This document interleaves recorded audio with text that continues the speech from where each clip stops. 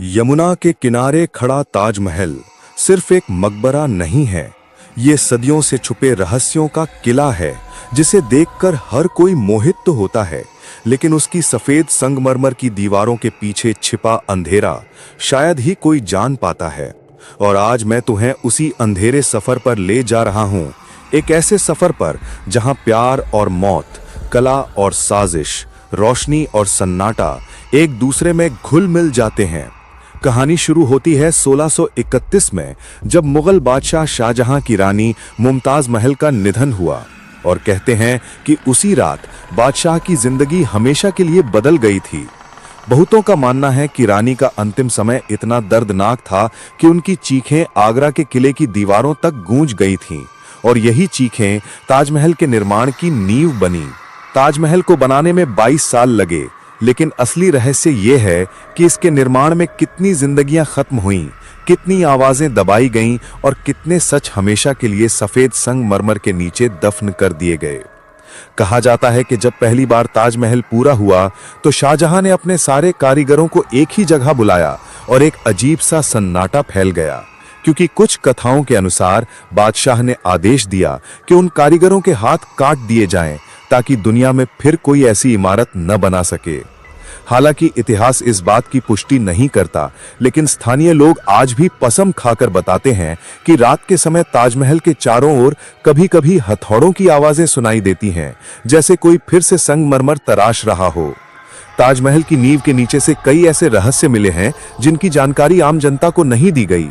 Design के नीचे लकड़ी के ऐसे कमरे हैं जो नम होकर 400 साल बाद भी नहीं सड़े, और वैज्ञानिक आज तक नहीं समझ पाए कि वो लकड़ी आखिर बनाई किससे गई थी।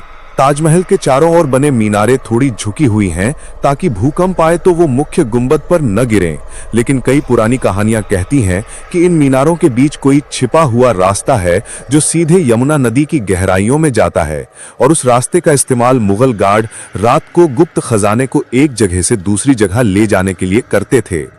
ताजमहल की रातें भी अपने आप में एक कहानी है। कहा जाता है कि पूर्णिमा की रात को जब चांद की रोशनी संगमरमर पर पड़ती है तो रानी मुमताज का चेहरा गुंबद पर उभरता हुआ दिखाई देता है। कुछ पर्यटकों ने दावा भी किया है कि उन्होंने अंदर किसी औरत की धीमी सिसकियां सुनी है। क्या ये प्यार की पुकार है या अधूरी आत्मा का दर्द, किसी को नहीं पता। लेकिन एक कहानी ऐसी भी है कि शाहजहां ने ताजमहल को सिर्फ रानी के प्यार में नहीं बनाया, बल्कि वो दुनिया को संदेश देना चाहता था कि प्रेम सिर्फ खूबसूरत नहीं, वो खतरनाक भी हो सकता है, और ताजमहल की हर ईंट उस दर्द को बयान करती है।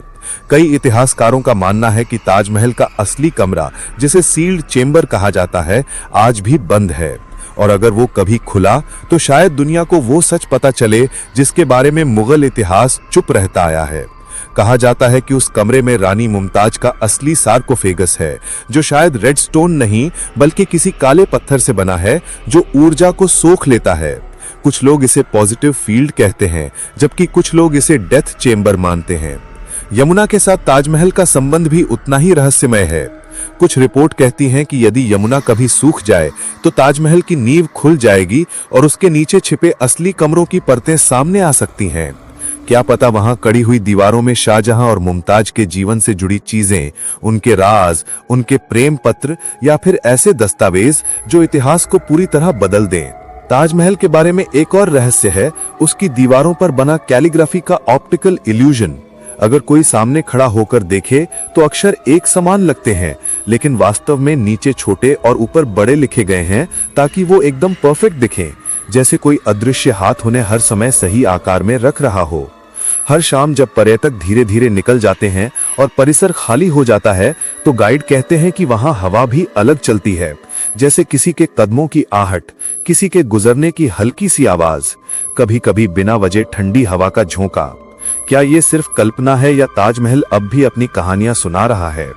इस पूरे स्मारक का सबसे बड़ा रहस्य यह है कि इसके दरवाजे कभी पूरी तरह बंद नहीं किए जाते, क्योंकि कुछ विद्वानों के अनुसार ताजमहल के अंदर मौजूद एनर्जी बैलेंस को पूरी तरह रोकना खतरनाक हो सकता है। हकीकत जो भी हो, एक बात साफ है कि ताजमहल के अंदर सिर्फ मोहब्बत दफन नहीं, बल्कि सदियों की चुप्पी, हजारों कारीगरों का पसीना और अनगिनत उन लोगों की कहानियां बंद हैं जिनकी आवाज कभी दुनिया तक नहीं पहुंची। ताजमहल प्यार की निशानी जरूर है, लेकिन उसके नीचे एक छिपा हुआ डर, एक गहरा दर्द और एक ऐसा सस्पेंस भी है जो शायद आने वाली सदियां भी पूरी तरह नहीं खोल पाएंगी। और जब अगली बार तुम ताजमहल जाओगे तो उसकी सफेद खूबसूरती के पीछे झांक कर देखना, कहीं तुम्हें भी वो ठंडी हवा का झोंका महसूस न हो जाए जो हर रात किसी खोई हुई आत्मा की तरह दीवारों से टकराकर निकलती है। शायद रानी की याद, शायद किसी कारीगर की अधूरी आवाज, या फिर शायद कोई ऐसा रहस्य जो आज भी ताजमहल की चुप्पी में कैद है।